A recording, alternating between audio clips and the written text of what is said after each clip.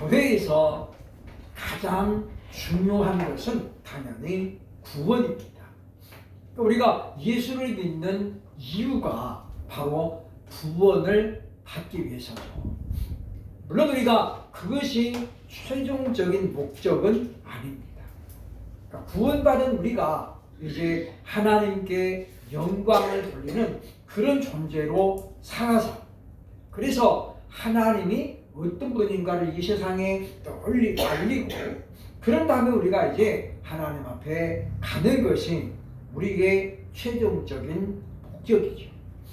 그러나 우리가 이 구원론은 무엇과도 바꿀 수 없는, 또 양보할 수 없는 바로 핵심적인 교리다라고 볼 수 있습니다.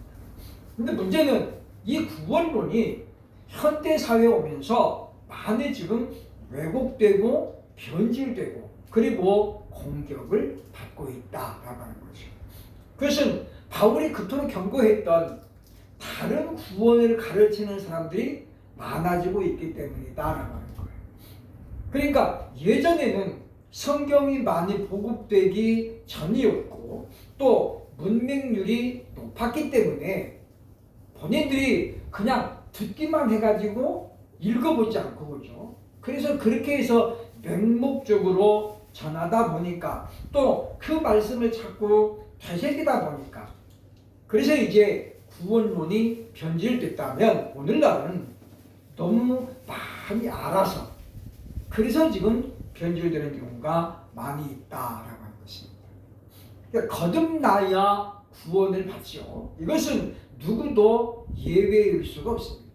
그런데 지난주에 말씀드렸지만 이 거듭남은 사람의 의지나 노력으로 되는 것이 아니고 하나님이 주시는 믿음이라는 선물을 받은 자만이 거듭날 수 있다는 거예요. 그래서 우리가 이와 같은 선물은 우리의 어떤 선한 일을 우리가 많이 하면 하나님이 주시는 것이 결코 아니라는 말이죠. 그런데 이제 최근에 다시 많이 지금 강조되고 있는 구원론이 뭐냐면 행위 구원론이에요. 우리가 이렇게 살아야 구원받습니다 라는 거죠. 그죠? 그러니까 우리가 그들의 말을 가만히 들어보면 맞는 것 같아요. 그죠? 그러나 순서가 틀렸다는 거죠. 우리가 그렇게 살아야 구원을 받는 게 아니고 구원을 받았기 때문에 그렇게 살아야 되는 거예요. 우리는 이 순서가 중요해요. 그죠? 뭐 순서가 뭐 중요하다고 많은 사람들이 또 얘기합니다만은 그렇지 않죠. 예를 들어서 우리가 선생님한테 양해를 구하고 선생님 저 내일은 제가 뭔 일이 있어가지고 내일 늦게 옵니다 라고 미리 얘기를 하고 늦게 오는 거다. 학교를 그냥 뭐 가서 이야기하면 되지. 그리고 일방적으로 늦게 왔어요. 그죠? 그러면 어떻게 해요?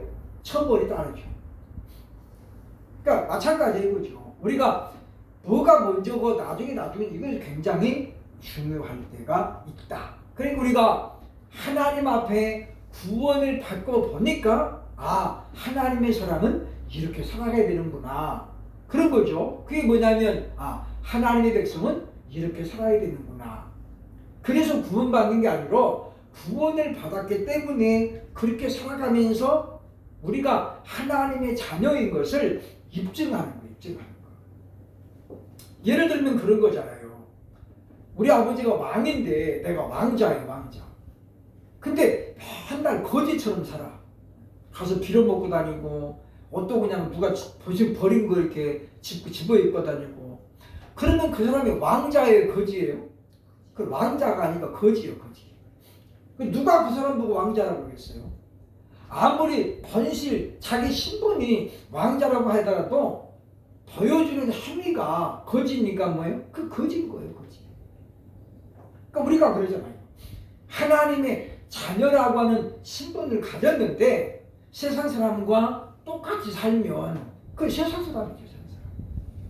그래서 순서가 중요하다. 아까도 어제도 이야기해 드렸지만 우리는 하나님의 자비와 긍휼이 없이는 절대로 구원을 못 받아요. 그래서 디도서 3장 5절에 말하잖아요. 그죠? 우리를 구원하시되 우리의 행한 바 의로 우리를 구원하지 아니하시고 하나님의 자비와 긍휼로 우리를 구원하셨다. 이게 뭐냐면 바울이 최종적으로 내리고 있는 구원론의 결론이에요. 근데 사람들은 자꾸만 성경을 연구하면서 뭐라고 그래요 지금? 이렇게 살아야 구원을 받습니다 라고 이야기하는 거죠. 그러니까 엄연히 뭐예요? 다른 구원을 지금 가르치고 있기 때문에 우리는 다시 한번 거듭남에 대해서 짚어보려고 합니다.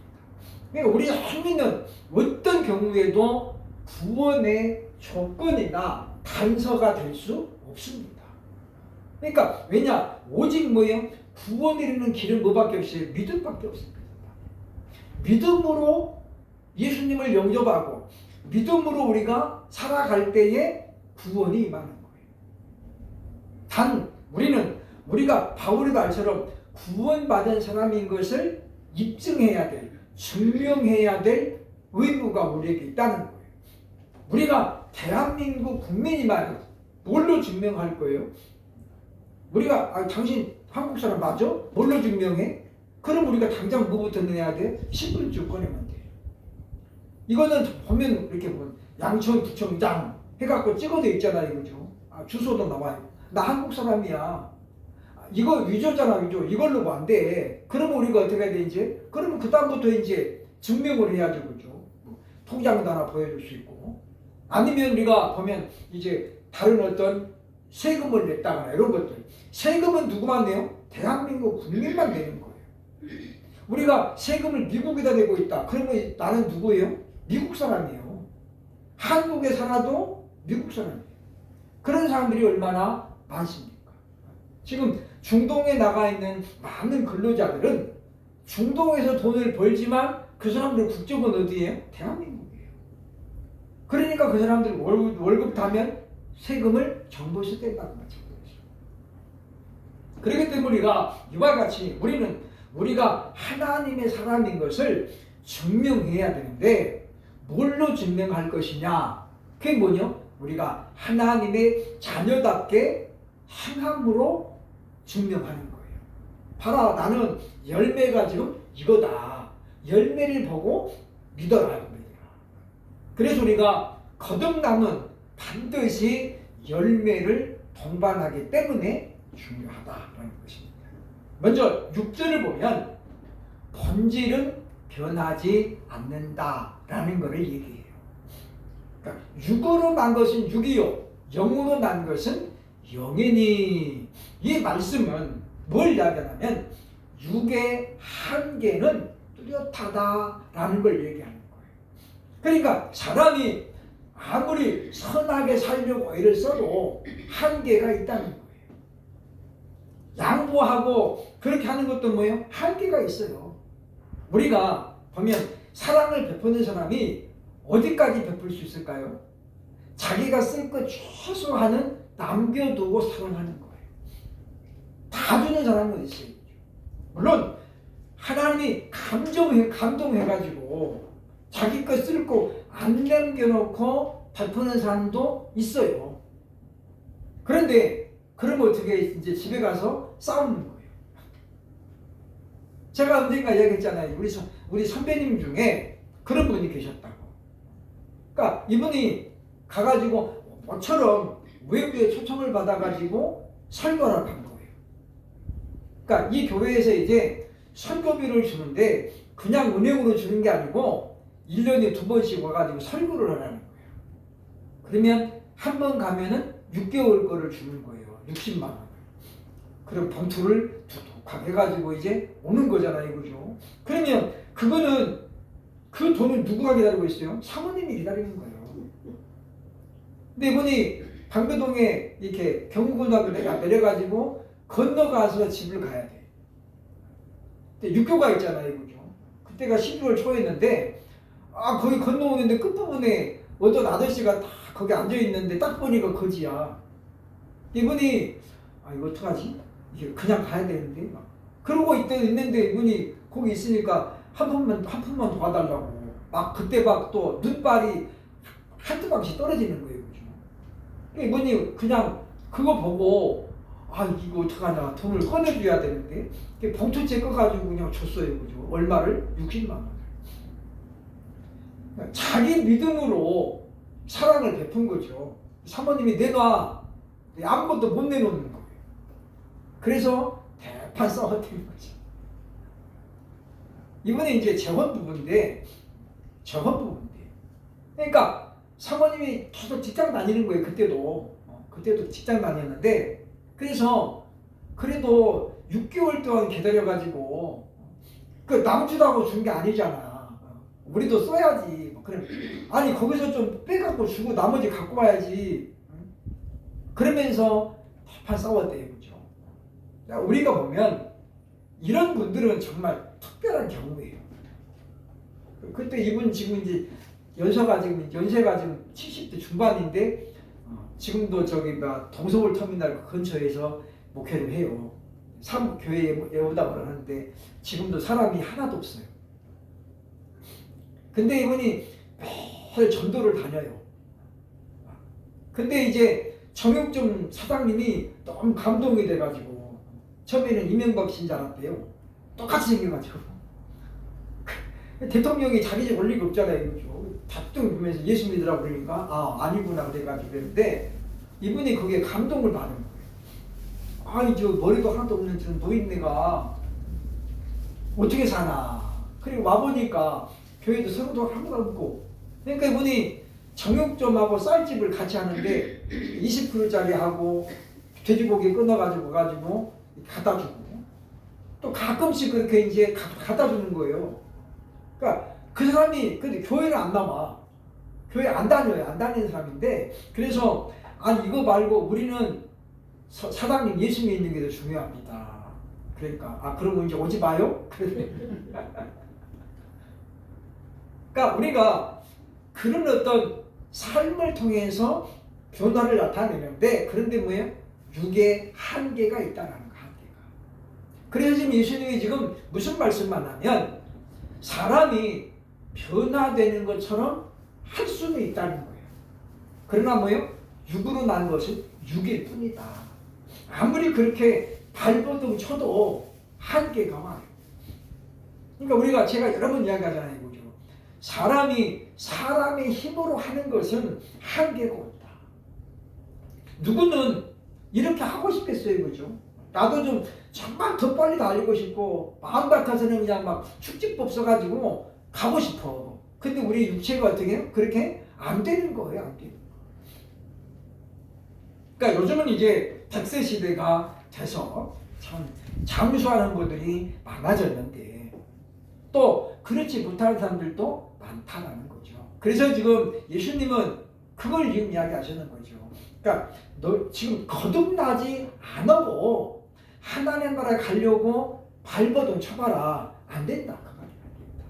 그래서 지금 영으로 난 것은 영이니 이 말은 무슨 말이에요?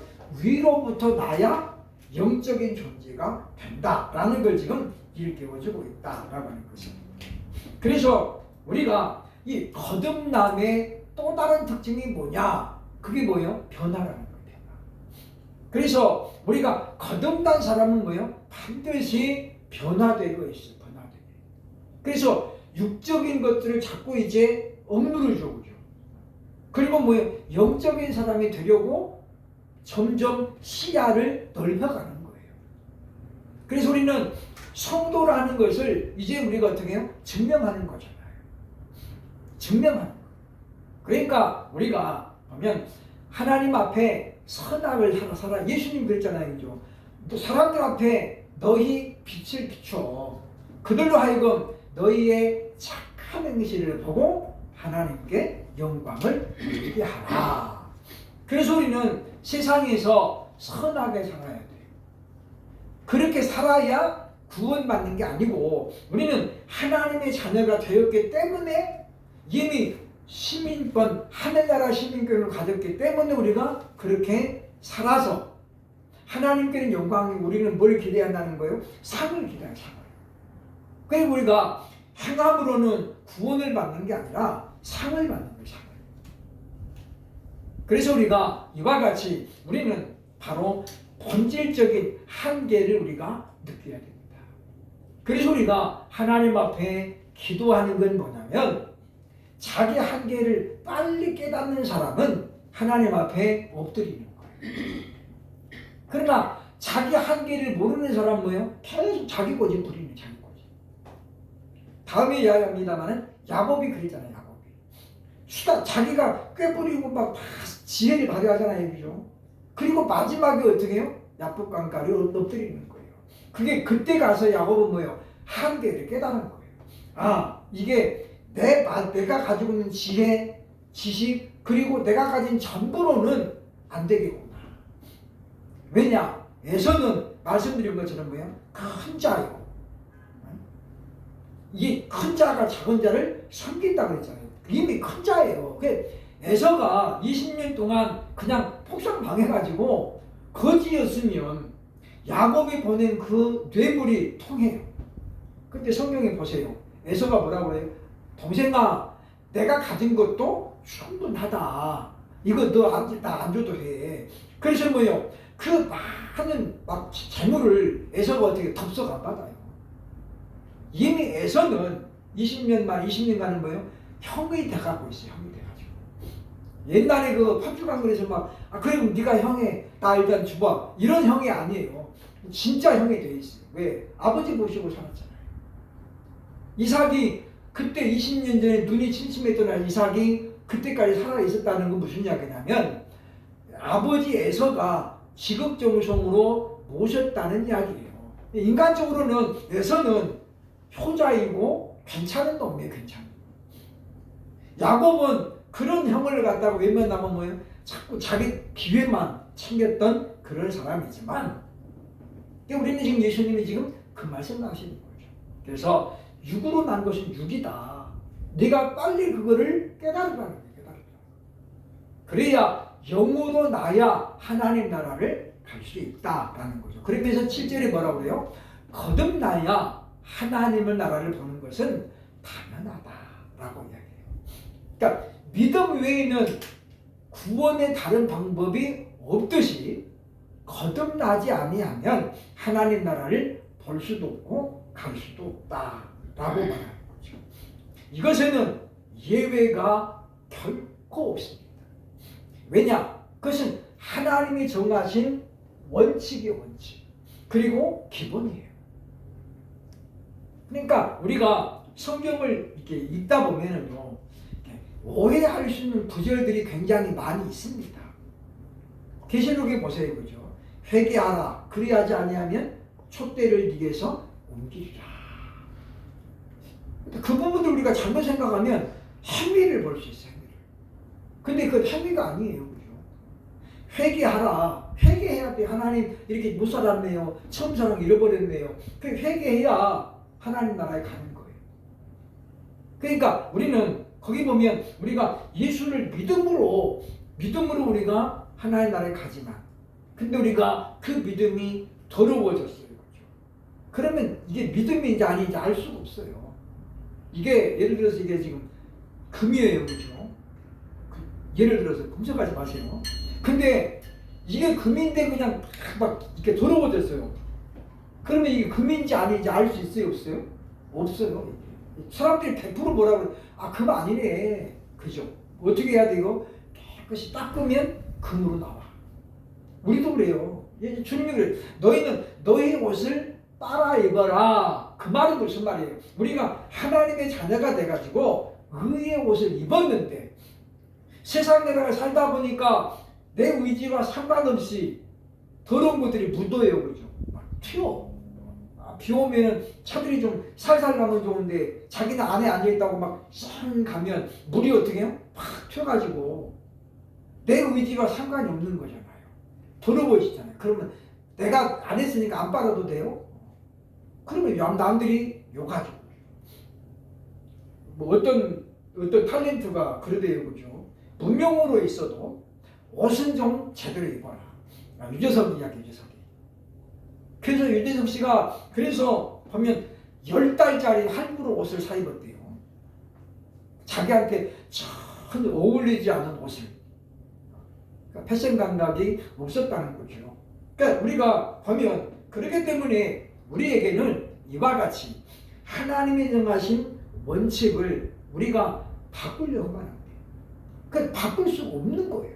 그러니까 우리 빨리 알아야 된다 그 말이죠. 세 번째 8절은 거듭남의 특징을 설명합니다. 8절 보겠습니다. 시작. 바람이 임의로 불매 네가 그 소리는 들어도 어디서 와서 어디로 가는지 알지 못하나니 성령으로 난 사람도 다 그러하니라.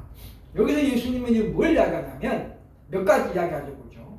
첫째, 거듭난다는 것은 자연스럽게 일어나는 것이다. 그러니까 우리가 하나님 저 좀 거듭나게 해주세요 때를 써가지고 거듭나는 것이 아니다라는 거예요. 그러니까 바람이 어디로 와가지고 어디로 가는지 잘 모르는 것처럼 스쳐지나가는 거예요. 스쳐지나가는 거. 그러니까 우리가 거듭나는 경우도 모태신앙이나 어린아이였을 때 믿었던 사람들은 그렇다라고 하는 거예요. 그렇죠? 그러니까 어린아이 때 또는 엄마 뱃속에 때부터 예수 믿었던 사람들은 그런 사람들은 뭐예요? 본인이 언제 거듭났는지 잘 모른다 그 말이에요. 근데 그것을 나는 기억나 기억이 없지라고 해서 이상하게 여기지 말라고 말이에요. 그것은 바로 뭐예요? 성령으로 난 사람도 그러하니라 라고 말한다고 하는 거죠. 그러나 두 번째, 모든 사람이 똑같은 건 아니에요. 둘째 보면 개인에 따라 거듭남에 대한 체험이 다를 수 있다는 거죠. 지난주에 제가 설명을 드렸어요. 그죠? 어른 돼가지고 성인 돼가지고 예수님을 믿고 용접한 사람은 거듭남과 성령의 체험을 동시에 할 가능성이 있다 그 말이에요. 자, 우리가 흔히 말하기를 바울의 회심을 이야기하죠. 그죠? 바울은 거기 믿음은 없고 회심만 있어요. 그죠? 바울에게. 그 무슨 이야기냐면 바울은 하나님을 믿은 사람이 안 믿은 사람이에요? 하나님을 믿은 사람이에요. 언제부터요? 그 태초부터. 그 사람은 하나님을 믿는 사람이잖아요. 그러니까 하나님을 믿었다라는 건 뭐냐면 하나님의 약속을 믿었다는 거예요. 그러니까 이미 믿은 바울이 다시 예수님을 믿을 필요가 없어요. 그 뭐만 하면 돼요? 회개하면 돼요. 회개. 어디서 했어요? 다메섹 도상에서. 그럼 우리가 이제 바울의 회심이라고 해요. 그럼 바울은 언제 거듭났을까요? 그럼 모르죠. 누구만 알아요? 바울과 하나님밖에 몰라요.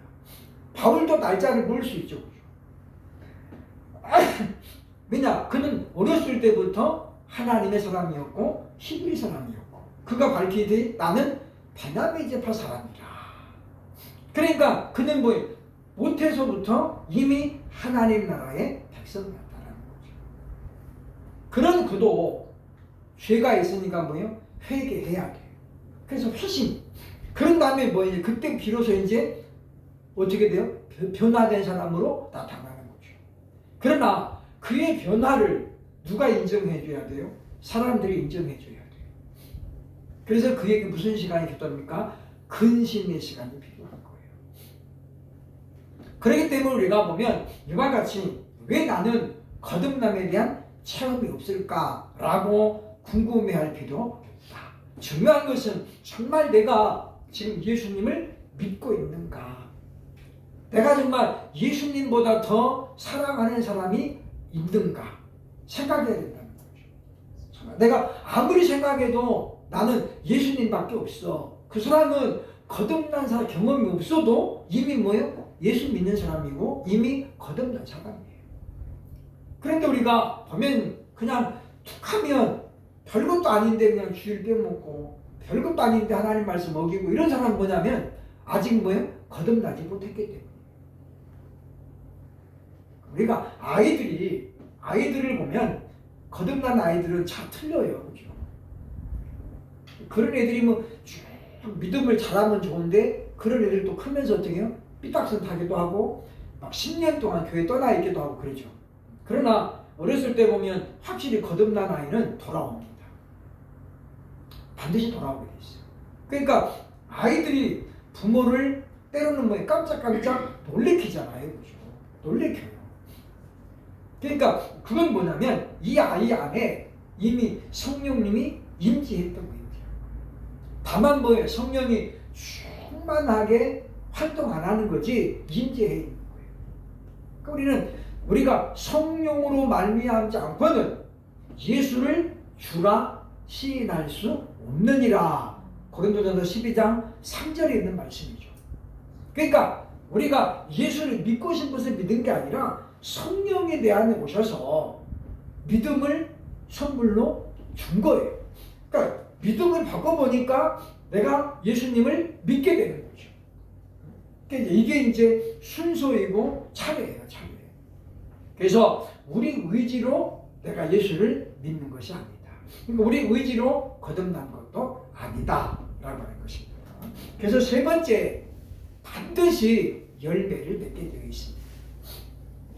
거듭난 사람은 아까 얘기했처럼 변화를 통해서 열매를 맺는다라는 거죠. 그러니까 옛날에 아주 유명한 깡패였던 김익두가 예수를 믿고 나니까 어떻게 해요? 사람이 바뀌는 거예요. 깡패이지 그만하고 그러죠. 나중에 이분이 이제 평양신학 입학해가지고 부흥사가 됐어요. 그죠? 그래서 그쪽 평양 북쪽에 다니면서 유명한 부흥사가 돼가지고 많은 깡패들 전도했죠. 그죠? 왜? 전직이 깡패니까 벌써 그냥 이 눈빛으로도 압도를 하는 거예요. 그죠? 그런데 사람들이 그때 이제 궁금했대요. 그래서 옛날에는 이제 전차가 있어요. 전차.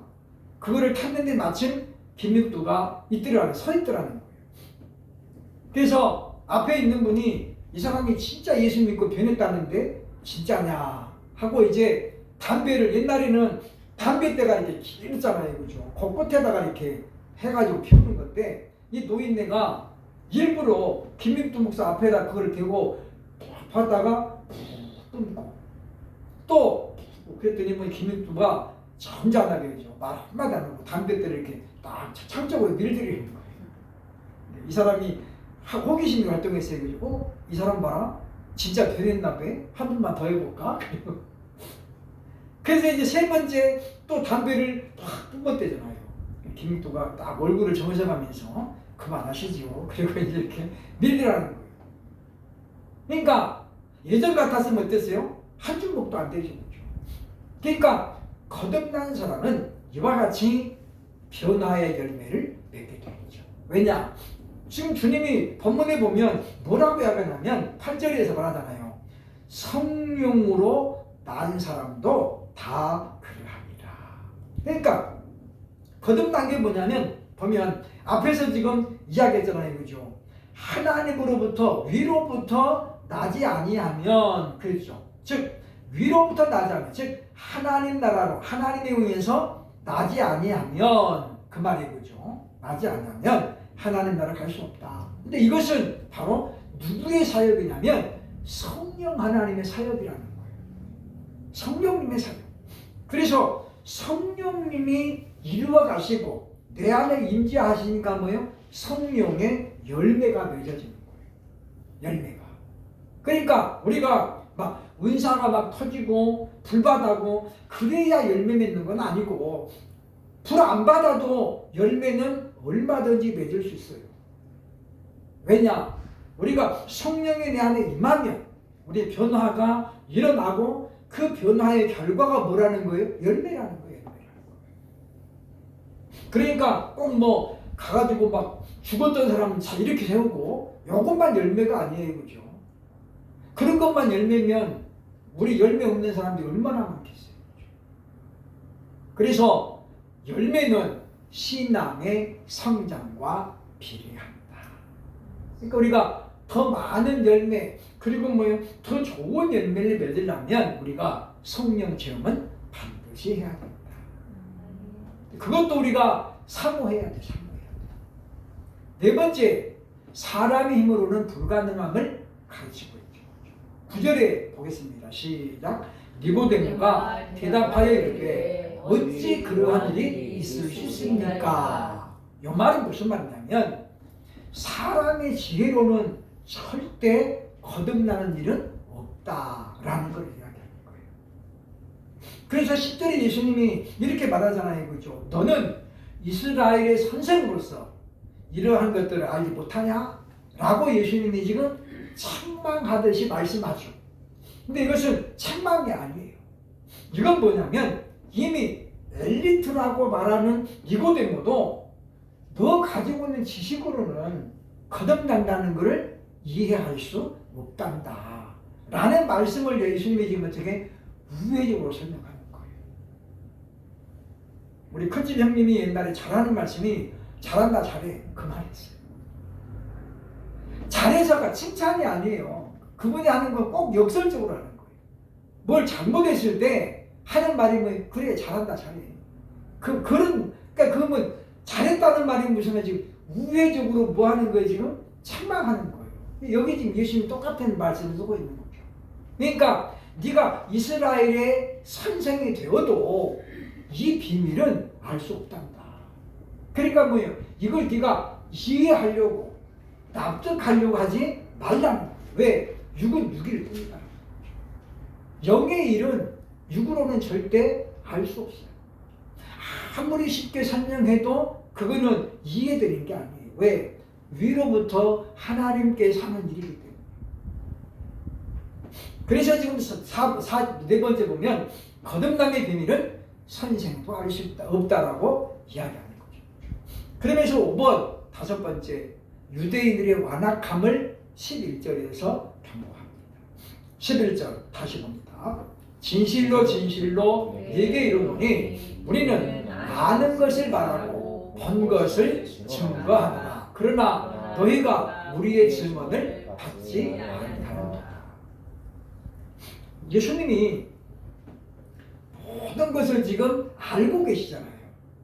그러니까 유대인들을 볼 때에 얼마나 답답했을 거예요. 그잖아요, 그죠? 우리도 그랬잖아요, 지금. 뻔히 지금 보이는데 이 사람만 못 보고 있어요. 그럼 어떻게 해요? 답답하죠. 지금 어떻게든 말려야 되는데 이게 지금 보이는데 이 사람만 모르니까 뭐 자꾸 불구덩으로 뛰어든다는 거야. 글로 가면 망하는데, 글로 가면 죽는데, 그건 아닌데. 근데 본인만 모르니까요, 우리가 답답하죠.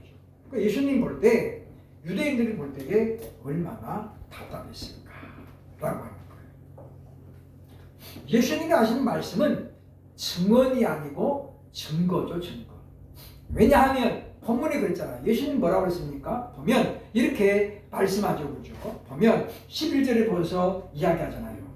우리는 아는 것을 말하고 본 것을 말한대.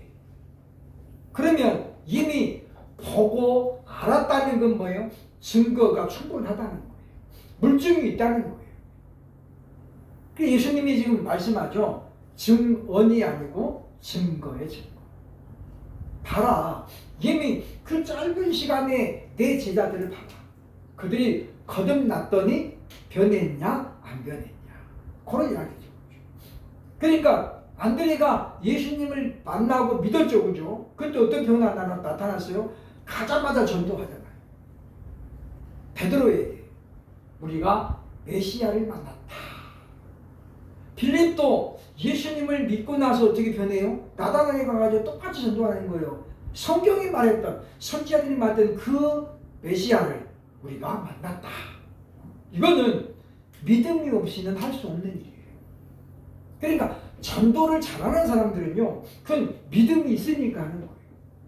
그잖아요. 우리가 그렇게 막 전철에서도 막 하고, 물론 그것이 이제는 좀 지혜롭게 해야 될 방법이기도 하지만, 그러나 내 안에 성령이 없이는 그런 일은 할 수 없어요. 그냥 용기만 갖고는 안 돼요. 물론 담력을 쌓기 위해서 도방전도를 하는 사람들이 있습니다. 그러니까 일부러 훈련시키죠. 그죠? 그것과는 또 다른 열매가 맺어진다. 그래서 예수님이 지금 말씀하는 건 뭐냐면 말씀하는 것과 본 것은 같은 거라는 거예요. 그래서 우리는 못 보고 알지도 못하면서 얘기하는 경우가 있지만, 그러나 주님이 하시는 말씀은 뭐예요? 반드시 결과를 가지고 말씀하신다는 거죠. 그래서 우리에게도 네가 정말로 하나님의 사람으로 거듭났다면 결과를 가지고 얘기해라 그 말이에요. 그 결과가 뭐라는 거예요? 열매라는 거예요. 열매라는 거. 그래서 우리가 하나님의 일을 하면서 목적이 중요한 목적이 무엇 때문이냐 그 말이죠. 그래서 이제 우리나라의 이단들을 보면 결과가 어때요? 자기 왕국을 다 세우잖아요. 자기 왕국. 그래가지고 자기가 뭐가 돼요? 교주가 돼요. 지금 이단들 보세요, 그죠? 그리고 자기는 어떻습니까? 그야말로 왕처럼 살아요, 왕처럼 살아요. 그 밑에 얼마나 많은 사람들이 어렵게 살아요. 예전에 뭐 아가동산에 뭐 김 무슨 교주 보세요, 그죠? 그 성도들 막 착취해가지고 일시키고 자기는 그냥 의리어리게 살잖아요. 그런 사람들이 과연 하나님 백성이라고 볼 수 있을까라는 거예요. 우리 성경을 돌아가서 모세는 얼마나 잘 살았을까 생각을 해보면 과연 그가 그렇게 잘 살았을까요? 아니죠. 왜? 그도 똑같이 천막을 치고 살았어요. 모세는 뭐 그냥 수명차 타다가 너희들은 다 걸어라 그랬을까요? 아니잖아요. 똑같이 움직이는 거예요. 그때는 물론 모세가 뭐 재물이 있어도 쓸데가 없죠. 어디 가서 쓸 거예요? 뭐 시장이 있어요? 뭐가 있어요? 하나님이 다 주시는 걸로 먹으니까 그런 것들이 다 필요가 없어요. 쓸데가 없어요. 말하자면. 그런데 그렇다고 해서 모세가 자기 생활이 궁핍하다고 원망하거나 투덜대거나 그러나요? 아닙니다. 신명기를 제가 요즘 읽어가면서 느끼는 게 뭐냐면 모세도 결국은 사람이었구나 라는 것이 신명기에서 자꾸 보여요. 무슨 이야기냐면 모세가 은근슬쩍 내가 가나안에 못 가는 거는 너희들 때문이야 이놈들아. 그거를 우회적으로 모세가 드러냅니다. 거기 쭉 읽어보시면 그랬구나 그런 게 이제 보이는데 물론 그것이 전부는 아니죠. 너희들 때문에가 아니라 누구 때문이요? 결국 자기 때문인데 너희가 그렇게만 안 했으면 내가 그렇게 화를 안 냈을 텐데 그 이야기를 하는 거예요. 그러니까 너네들이 나를 막 긁어가지고 내가 화를 냈지 않냐. 그러면서 모세의 결론은 뭐예요? 그러지 말라는 거예요. 그러지 마라. 앞으로 그러지 마라. 너희 조상들은 그래서 다 망했다. 그러므로 너희는 하나님을 절대 시험하지 말라는 거예요. 그 말은 무슨 말이에요? 하나님의 세운 사람을 시험하지 말라는 거예요. 그들이 모세를 흔드는 건 뭐예요? 하나님을 흔드는 거예요. 그거 하지 말라고 경고하고 있다라는 것입니다.